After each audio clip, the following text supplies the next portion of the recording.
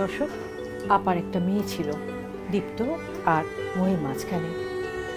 সেই মেয়েটি গত বছর আত্মহত্যা করে।